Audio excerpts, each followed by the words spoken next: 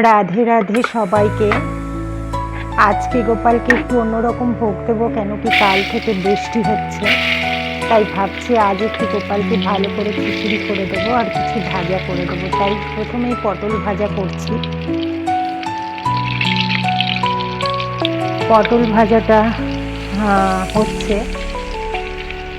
3 রকমের ভাজা আজকে আমি গোপালকে করে দেবো, সেই মতনই কোটাকুটিগুলো করে নিয়েছি। তো মোটামুটি পটল ভাজা হয়ে এসেছে, এবার নামিয়ে ফেলবো।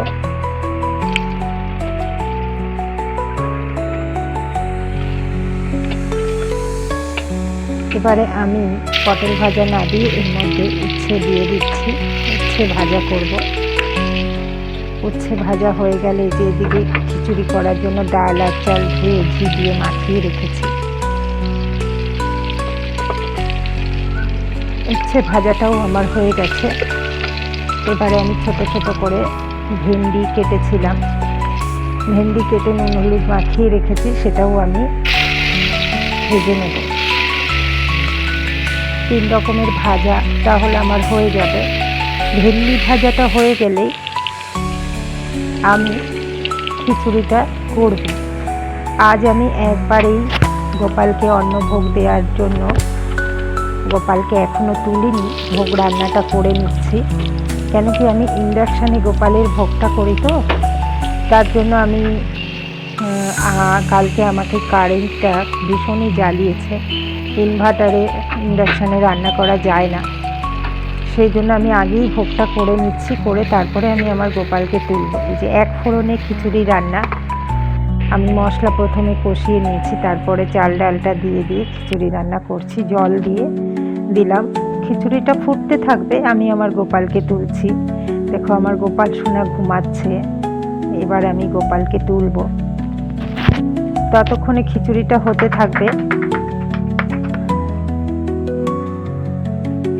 গোপাল সোনাকে আমি তুলে দিচ্ছি। গোপাল সোনা, লাডলি, ছোটু এদেরকে তুলে বসিয়ে দেব। কেন কি খিচুড়িটা হতে হতে এই যে উঠে বসে পড়েছে সব। একটু জল খাইয়ে রেখে এলাম। এবার আমি আমার রাধাকৃষ্ণের আসন থেকে পর্দা সরাবো। এটা হচ্ছে সূর্যকে দেবার জল। সূর্য দেবতাকে যে জলটা দেওয়া হয়, কালারিং জল, সেটাও করে রেখেছি। সব কিছু গুছিয়ে রাখছি খিচুড়িটা হতে হতে। ফুলগুলো সব আমার গাছের ফুল তুলে এনেছি। এখানে হচ্ছে আমার ভোলে বাবা শিবলিঙ্গ, শিবলিঙ্গে মাথায় জল ঢালতে হয়, তো জলটা আগের বাসি জল পাল্টাতে গেলাম। এদিকে আমার খিচুড়িটা হয়ে এসেছে। খিচুড়িটাকে আমি এবার একটু পরিমাণ মতো চিনি দিয়ে, ঘি দিয়ে নাড়াঝাড়া করে খিচুড়িটা আমি ঢেকে রাখবো।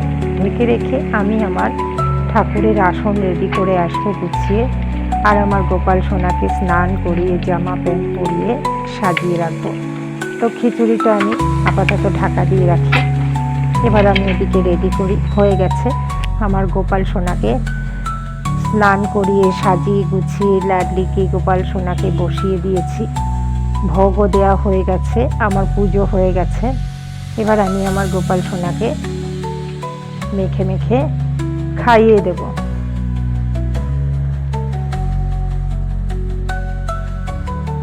মেখে মেখে খাইয়ে দেব। আজকে একবারেই আমি অন্নভোগের সঙ্গেই সকালের খাবারটা দিয়েছি, ভোগটা।